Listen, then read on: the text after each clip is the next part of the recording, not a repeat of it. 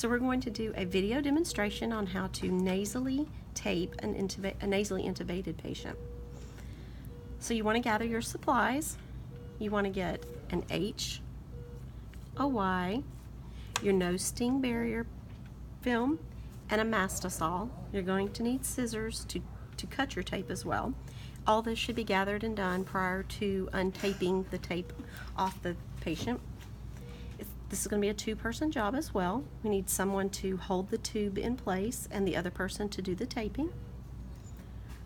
You want to look at your your tube, and make sure that your markings are in the proper place.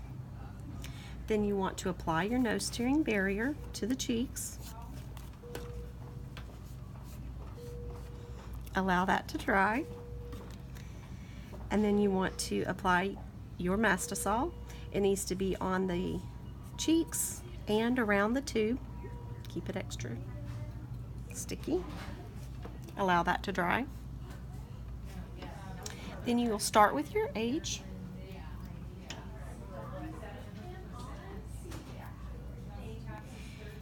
You will apply the bottom part over the top lip, making sure that the tape does not cover the lip and does not cover any part of the nostrils. Then you will wrap tape the first leg around the tube.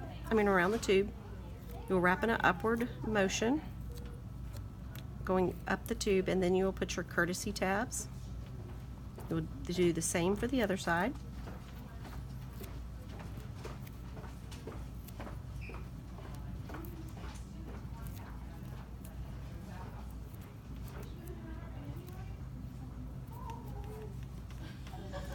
And with this tape and with the Kenzio tape, you need to apply a little stretch before you put the tape down to get all the stretch out of it so it doesn't come unsecure from the face.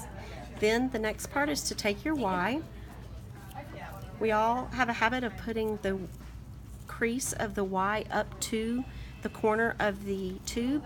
With the nose, we cannot do that because we want to make sure that we can see the nostril at all times. So it's better to probably apply the crease of your Y tape to the nostril first, and then apply to the cheek.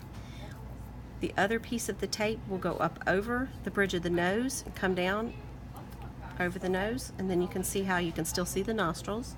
Then you'll take your other piece of your Y, going in an opposite fashion and around the tube, wrapping back up in your upward fashion and putting your courtesy tabs on there. Key things to look for is that the nose can be visually seen from all sides, all nostrils, and that the nose has good perfusion. It should be pink and well perfused. You should be able to touch it and have good capillary refill, and that there should be no areas of blanching or undue pressure on the nose. Also remember, and to have all parties involved, that we do not put NGs or feeding tubes in the same nostril as the nasal ET tube. It should go in the other, or go oral if it can be.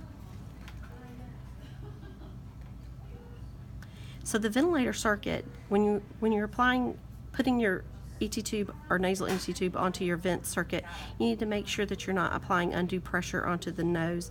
You shouldn't go over the head, which could apply pressure on the top part of the nose, and that you should probably roll some blankets or have some kind of props on the side of the head, propping up the end-tidal CO2 or the neoflows, or both together, which can cause a lot of pull and play on the tube.